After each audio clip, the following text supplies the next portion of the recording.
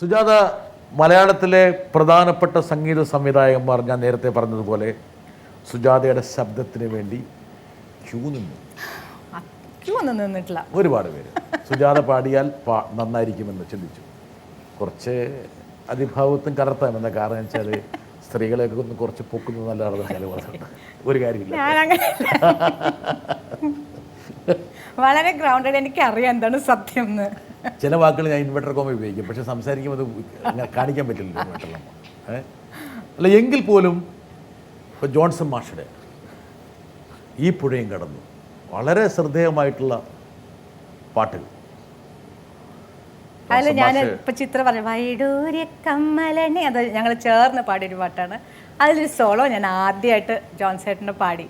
എടുക്കും മൈക്ക്. കാക്കക്കറുമ്പൻ കണ്ടാൽ കുറുമ്പൻ കാർവർണ്ണൻ എൻ്റെ കാർവർണ്ണൻ കാലിയെ മെച്ചു നടക്കുമ്പോൾ കാലൊച്ചയില്ലാതെ വന്നപ്പോൾ പാവമി ഗോപിക പെണ്ണിൻ മനസ്സിലെ തൂവെണ്ണക്കിണ്ണം കാണാതായി ആരാനും എങ്ങാനും കണ്ടാലോ കള്ളൻ നീ കാട്ടും മായാജാലം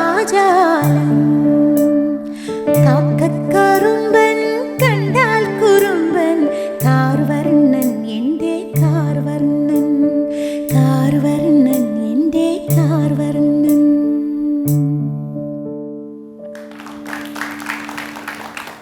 കള്ളൻ നീ കാട്ടും മനസ്സിലായി. ജോൺസൺ മാഷ് നമ്മളുടെ അടുത്ത് നിന്ന് പിരിഞ്ഞു പോയി. ഒരു പക്ഷേ ഒട്ടേറെ ഗാനങ്ങൾ ഇനിയും നമുക്ക് സമ്മാനിക്കാൻ കഴിവുള്ളൊരു. അയ്യോ, ജോൺ ചേട്ടൻ ഞങ്ങളെയൊക്കെ ഗുരു. അദ്ദേഹത്തിൻ്റെ ഒരു സവിശേഷമായിട്ടുള്ള സിദ്ധി എന്ന് പറയുന്നത് മലയാളിയുടെ മനസ്സ് അറിഞ്ഞുകൊണ്ടാണ് പാട്ടിന് ഈണമിടുന്നത്.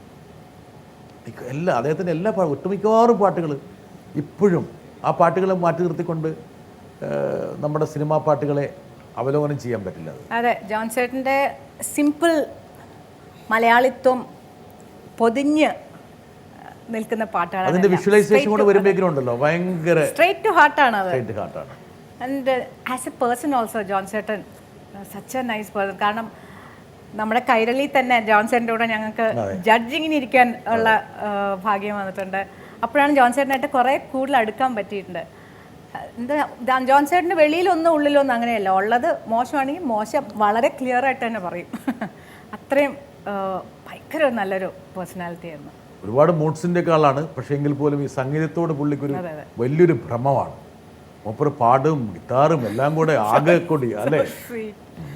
എന്തായാലും